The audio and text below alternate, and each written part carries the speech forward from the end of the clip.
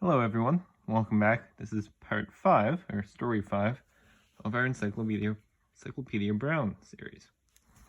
Today's story will be Case of the Bank Robber on page 38. But first,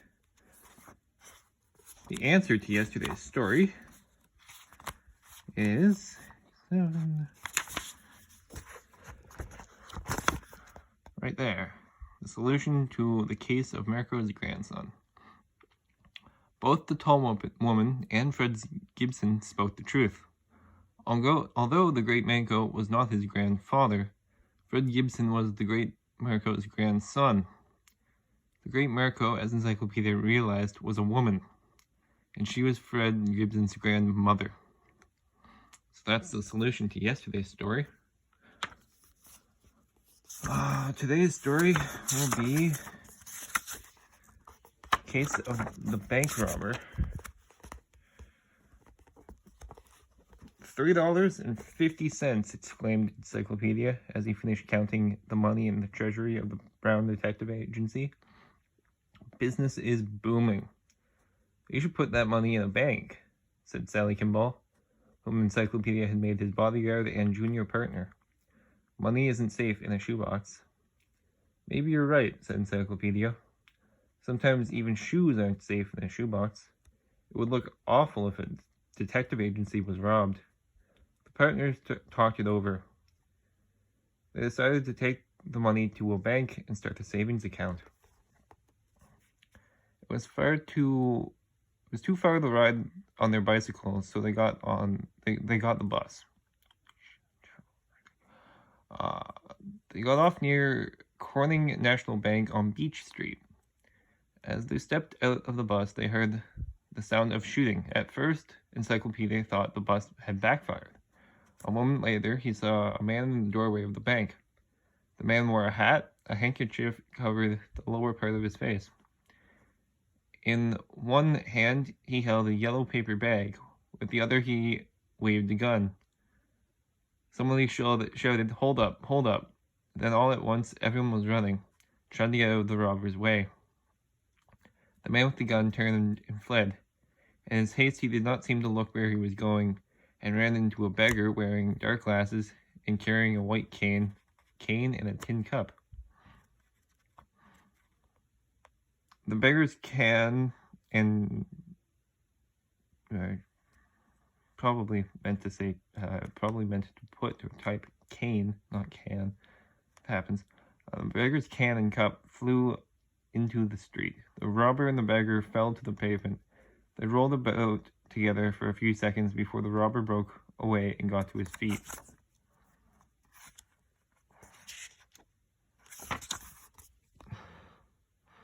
He raced down the street just as a police car drew up before the bank.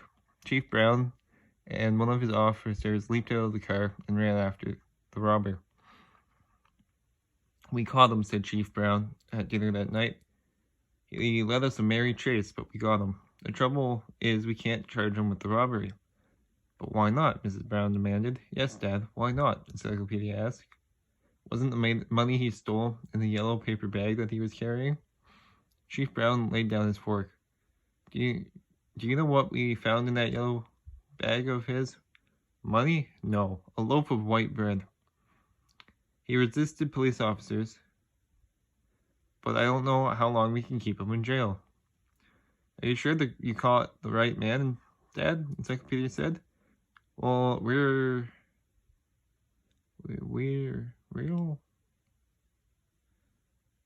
I don't fucking know. Having a hard time proving it," said Chief Brown. "No one can identify him, and no one saw the robber's face.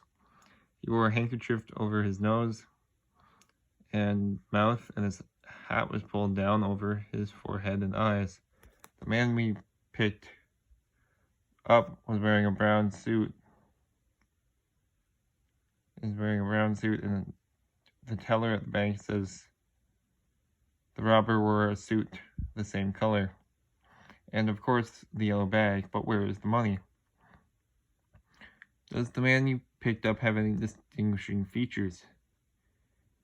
Encyclopedia wanted to know. Well, he has a pug nose and a scar running down one cheek, but remember, no one saw the robber's face, said Chief Brown. I can hold him in jail overnight for resisting a police officer. That's about all. I never saw a beggar in Idaville before today, said Encyclopedia thoughtfully. Oh, the blind man, said Chief Brown. He seems like a nice old fellow. He calls himself Blind Tom. I hated to tell him that's against the law to beg here. The poor man, said Mrs. Brown. Won't the Salvation Army help him? Yes, replied Chief Brown. But he said he likes being on his own. He promised to leave town tomorrow. Where is he staying? Asked Encyclopedia. At the old Martin Inn, answered Chief Brown. One of those buildings in the row down by the railway tracks. Why do you ask?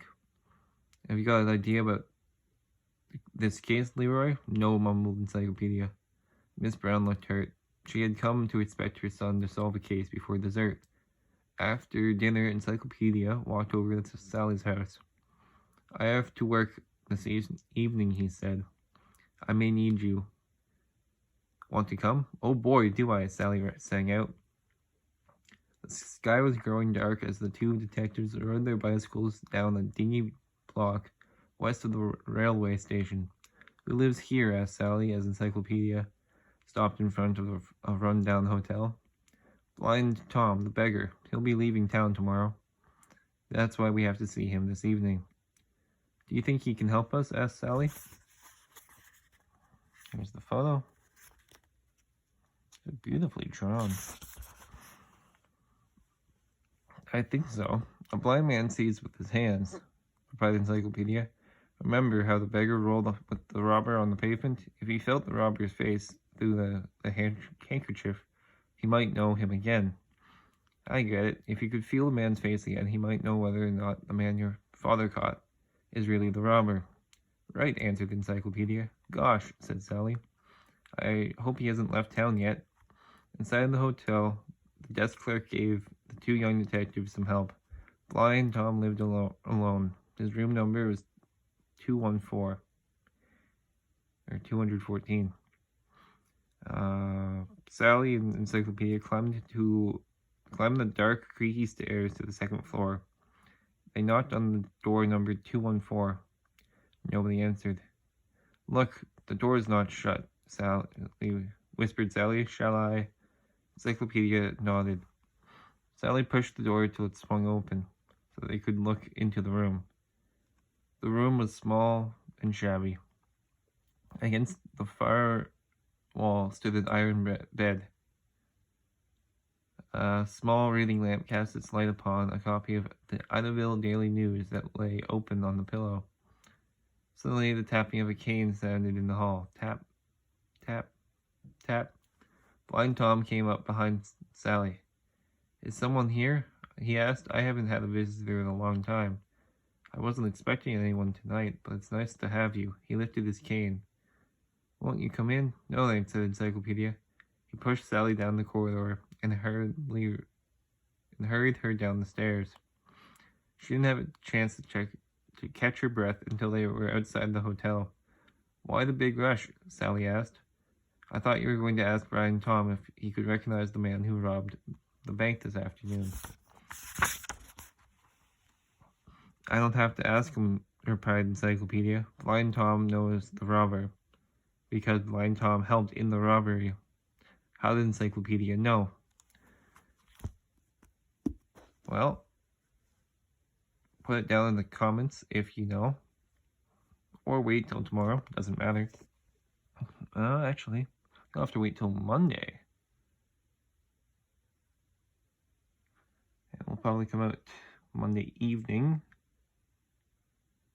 Turns out because I'll be working Mondays to Fridays next week, instead of just Thursday and Friday like I thought. Which throws a wrench into the videos, but I should still be able to get these out. So, this was episode 5. I take my weekends off. But if I didn't, that would probably make it easier to get all of these out. Anyway, that was Encyclopedia Brown and the case of the bank robbery. Thank you for tuning in. Do the YouTube stuff, like, comment, subscribe. Anything suits your fancy. Why am I telling you this? You know what to do. I'll see you later.